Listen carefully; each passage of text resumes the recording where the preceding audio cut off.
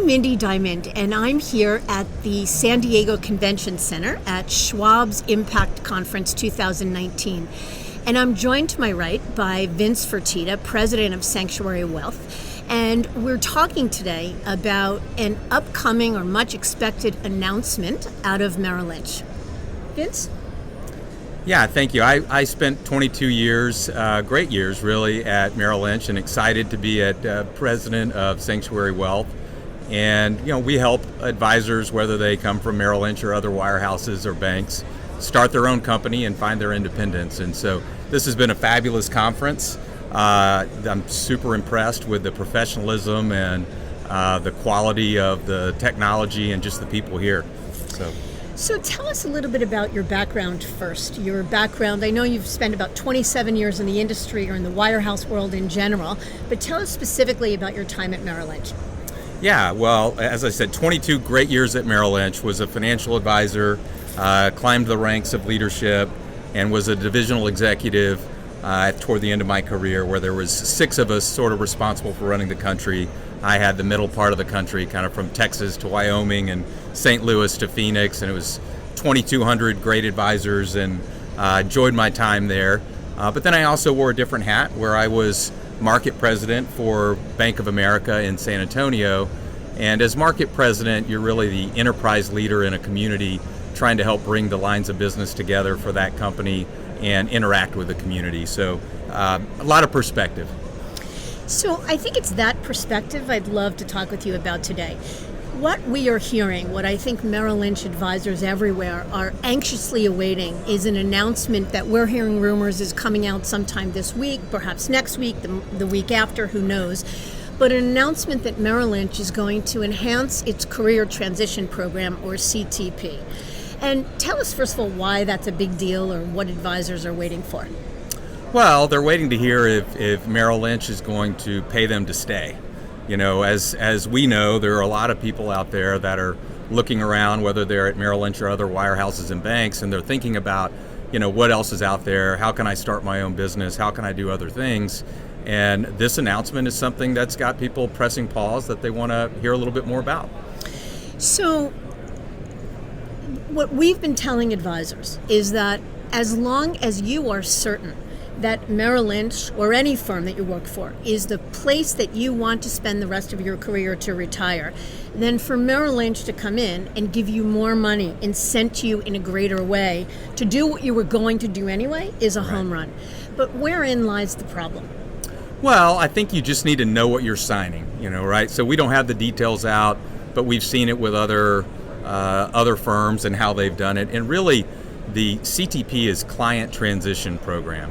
And the idea is how to transition the clients to the bank or to the organization, whichever company it is.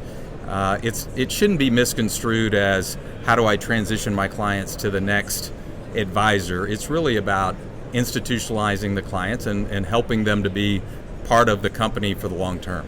So that's an interesting perspective, because as we sit here at Schwab's conference, a conference that's all about enabling independence, and we're watching more and more advisors breaking away from the wirehouse world and going independent. I think what we're looking at largely is this battle of control between advisor and firm. And it's a battle that the advisors continuously think that they are losing. The more they think they're losing it, the more they want to leave. And a program like an enhanced CTP, which will likely come with greater handcuffs, ways of tying advisors up, are things that will really make it difficult for advisors to leave down the road. So talk to us a little bit about that. Yeah, so the advisors that we speak with a lot, who are interested in starting their own business, are thinking about true ownership. The industry's evolved, right? They were real entrepreneurs 20 years ago, and over time, they've become more and more employees of large organizations. And for those that are interested in starting their own business and owning something, you go independent. If you're fine being an employee of a big organization that serves your clients well and does a good job in the community, then that's for some people. It's not for everyone. Well, I guess that's the point. So certainly not everybody is looking to go independent, and we're not here to make a commercial about going independent. But even if an advisor had intentions, maintaining optionality, the intention or curiosity or possibility that they were going to leave at some point to go anywhere, even if it was to cross the street to another wirehouse, what does signing on to an enhanced program possibly do for that optionality? Yeah, the language would be something you would really want to study and get some advice, maybe call someone like Mindy to go through it, or myself, but the reality is it's probably going to tie what you consider to be your clients closer to the company that you work for. And so the next generation, so you may think, I'm going to retire in 5 or 6 years, so it doesn't really matter to me. I'm going to take the extra money that they're going to give me and go ahead and sign this document. But it might matter to your team, right? Because now you've signed something that's basically saying these clients do belong to the company.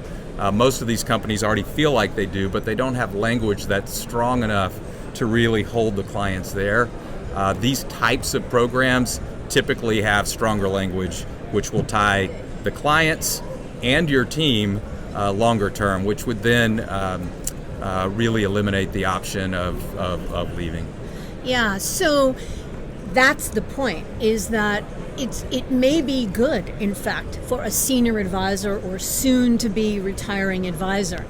The problem it really creates is the optionality for the next generation. And what we're seeing, the people I think we're hearing from most, are the younger generation who is saying, oh my God, I'm terrified of the senior partner on my team signing on to this and taking away my optionality. So what are the options? What can a team right now who is likely in the next day, week, month to be given this agreement, this opportunity with likely a shot clock attached to it, what should they be doing?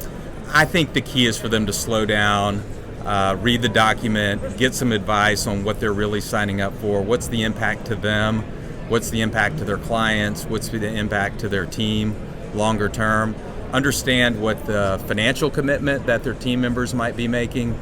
Typically what happens is a senior advisor retires and in their mind, they're selling their book to the next generation.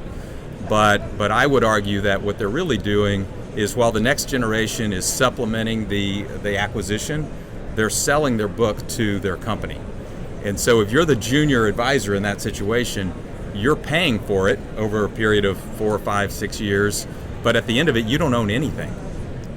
And that is the phenomenon I think that most advisors worry about, is this move toward a salary bonus model where advisors go from being free will or at-will employees to being salaried private bankers. Right.